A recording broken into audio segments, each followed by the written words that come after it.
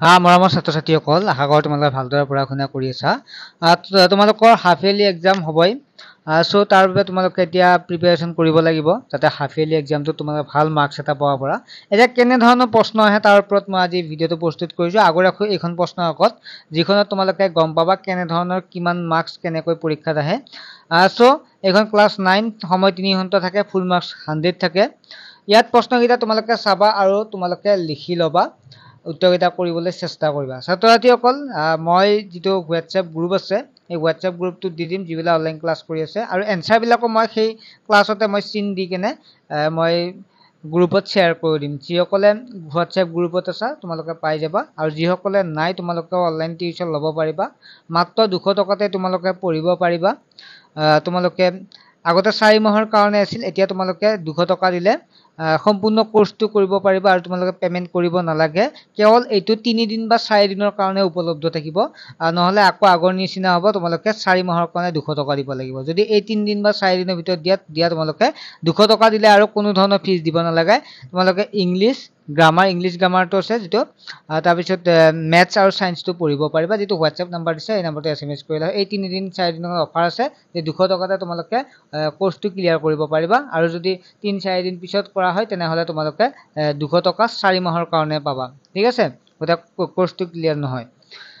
এতিয়া চাও প্ৰথম প্ৰশ্নটো আছিল 1 নম্বৰ, শুদ্ধ উত্তৰ বাছি উলিওৱাত 1 পূৰণ 10, 10টা আছিল প্ৰশ্ন। প্ৰথমটো, পৃথিৱীত জলভাগা আগুৰি আছে। ইয়াত অপশ্যনকেইটা তোমালোকে নিজে চাই ল'বা। ভাৰতীয় পৰিষদ আইন প্ৰণয়ন কৰিছিল। অসমত প্ৰথম আঞ্চলিক দলটো।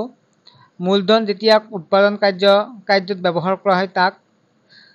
বতাহৰ গতিবেগ জোখা যন্ত্ৰটো এনিমোমিটাৰ, বিউফস্কেল, তাৰপিছত উইগুভেন বা হাইড্ৰমিটাৰ কোনটো হয় তোমালোকে চাবা, আৰু গ্ৰুপত যিবিলাক আছে তোমালোকে পাই যাবা। পলাশী যুদ্ধ সংঘটিত হৈছিল। কেন্দ্ৰত প্ৰথমবাৰৰ বাবে মৰ্চা গঠন হৈছিল। ভাৰতত খাদ্য মজুত কৰা প্ৰতিষ্ঠানটোৰ নাম। পৃথিৱীত বিশাল দেশসমূহৰ ভিতৰত ভাৰতবৰ্ষৰ স্থান। মোৱামৰীয়া বিদ্ৰোহৰ সূচনা হৈছিল। 2 নম্বৰ, খালী ঠাই পূৰ কৰা। 10টা 10 নম্বৰ আছে। পৃথিৱীৰ খোলা ঠাই গঠিত হোৱা ফলকবোৰ ডেছ। নদীয়ে সাধাৰণতে ডেছ কঢ়িয়ায়। বায়ুত সৰ্বাধিক পৰিমাণে থকা নিষ্ক্ৰিয় গেছটো হ'ল। ভাৰতীয় লোকসেৱাৰ পদবীৰ লাভ কৰা প্ৰথম ব্যক্তিজন। ৰামকৃষ্ণ মিছনৰ প্ৰতিষ্ঠাপক। ভাৰতীয় সাম্যবাদ দলটোৰ জন্ম হৈছিল ডেছ চনত। কল্যাণ ডেছ প্ৰকাৰৰ। ব্ৰাহ্ম সমাজ অনুষ্ঠিত হৈছিল ডেছ চনত। ভাৰতীয় জাতীয় কংগ্ৰেছৰ প্ৰথম সভাপতি ডেছ আছিল। চিপাহী বিদ্ৰোহ ডেছ খ্ৰীষ্টাব্দত সংঘটিত হৈছিল। তাৰপিছত 3 নম্বৰ প্ৰশ্নটোত 15টা আহিছিল। 1 নম্বৰে 15টাত 15 নম্বৰ আছিল। বায়ুমণ্ডল কিমান উচ্চতালৈ বিস্তৃত? নদীৰ সৰ্পিল গতি বা বক্ৰগতি কাক বোলে? ভাৰতবৰ্ষৰ প্ৰথম আঞ্চলিক দলটোৰ নাম কি? UPA সম্পূৰ্ণ অৰ্থ কি? এইটো আছিল ইষ্ট ইণ্ডিয়া কোম্পানী ক'ৰ পৰা ভাৰতত বেহা বেপাৰ কৰাৰ অনুমতি পাইছিল? কলিকতা প্ৰেচিডেন্সি কলেজ প্ৰথম কি নামেৰে প্ৰতিষ্ঠা হৈছিল? কোন খ্ৰীষ্টাব্দত হোম ৰুল লীগ প্ৰতিষ্ঠা হৈছিল? বতাহৰ গতিবেগৰ এককৰ নাম কি? বহুদেশীয় শাসন থকা এখন দেশৰ নাম লিখা। অৰ্থবিজ্ঞানৰ পিতৃস্বৰূপ কোন? একদলীয় শাসন ব্যৱস্থা থকা এখন দেশৰ নাম লিখা। কোন চনত কলিকতাৰ পৰা দিল্লীলৈ গ্ৰেণ্ড ট্ৰাংক ৰোড নিৰ্মাণ হৈছিল? তাৰপিছত উপকূল কাক বোলে? নদীৰ কোন অংশত খনন কাৰ্য চলে? সমষ্টিবাদী অৰ্থনৈতিক শব্দটো কোনটো ভাষাৰ পৰা অনা হৈছে? 4 নম্বৰটো হৈছে মাত্ৰ উত্তৰ দিয়া। ভাৰত চৰকাৰৰ আইন কেতিয়া প্ৰণয়ন কৰা হৈছিল? ভাৰত চৰকাৰৰ আইন কি উদ্দেশ্যত প্ৰণয়ন কৰা হৈছিল? মায়ামৰা কি? মোৱামৰীয়া বিদ্ৰোহ কোনজন ৰজাৰ দিনত শেষ হৈছিল? বতাহৰ নামকৰণ বুলিলে কি বুজা? অৰ্থনৈতিক শব্দটো কোনটো ভাষাৰ পৰা অনা হৈছে? অৰ্থবিজ্ঞানৰ কল্যাণ ভিত্তিক সংজ্ঞাটো কোনে আগবঢ়াইছিল? Alfred Marshall. কোনখন গ্ৰন্থত আৰু কেতিয়া অৰ্থনীতিৰ সংজ্ঞা আগবঢ়াইছিল? বেৰেকপুৰ চিপাহী ছাউনীত ইংৰাজ বিষয়া গালৈ কোনে গুলী বৰ্ষণ কৰিছিল? কিমান খ্ৰীষ্টাব্দত কোম্পানী মুদ্ৰাৰ পৰা মোগল সম্ৰাট নামটো আঁতৰাই দিয়া হৈছিল?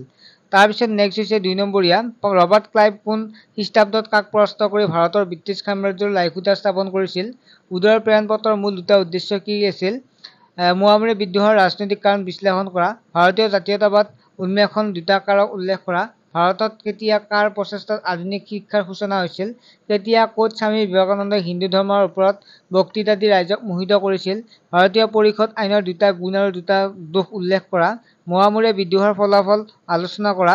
গৌৰীনাথ সিংহ আৰু কেপ্টেইন ৱেলছৰ মাজত স্বাক্ষৰিত হোৱা বাণিজ্যিক চুক্তিৰ চৰ্তসমূহ লিখা। ভূপৃষ্ঠৰ পৰিৱৰ্তন কি হতে ব্যাখ্যা কৰা 3 নম্বৰ প্ৰশ্ন 3 নম্বৰ আহিছিল ইয়ালৈকে অশ্বসুৰা হ্ৰদ বুলিলে কি বুজা পৃথিৱীৰ স্থলভাগ আৰু জলভাগে ক্ৰিয়া কৰি থকা কাৰক দুটা কি প্লাবন ভূমি আৰু প্লাবন ভূমি কি আৰু ইয়াৰ সৃষ্টি কেনেদৰে হয় লিখা বায়ুমণ্ডল কাক বোলে বায়ুমণ্ডল পৃথিৱীৰ গাতে লাগি থকা কাৰণ কি বায়ুমণ্ডলত চাপৰ তাৰতম্যৰ প্ৰধান কাৰক দুটা কি তাৰ পিছত আছিল গণতন্ত্ৰ বিৰোধী দলৰ ভূমিকা উল্লেখ কৰা জনমুৰি আই বুলিলে কি বুজা আৰু তাৰ পিছত প্ৰেক্টিকেল যেটো তোমালোকৰ ঘৰত ইন্টাৰনেল এসেসমেন্ট তোমালোকৰ কি কৰে 10 নম্বৰ থাকে টোটাল নাম্বাৰ 100 নম্বৰৰ 10 নম্বৰ ইন্টাৰনেল এসেসমেন্ট থাকে ছাত্ৰছাত্ৰীসকল তোমালোকৰ যেটো লাইভ ক্লাছ আহিম লাইভ ক্লাছত মই সম্পূৰ্ণ বুজাই দিম তোমালোকৰ প্ৰশ্নখন আলোচনা কৰিম গতিকে যিসকলে নতুনকৈ আছে চেনেলটো সাবস্ক্ৰাইব কৰিবা আৰু যদি টিউচন ল'ব বিচাৰে তেনেহলে এসএমএস কৰিবা আমাৰ গ্ৰুপত প্ৰায় 150 জনতকৈ অধিক ছাত্ৰ ছাত্ৰীয়ে বৰ্তমান ক্লাছ কৰি আছে ঠিক আছে বাই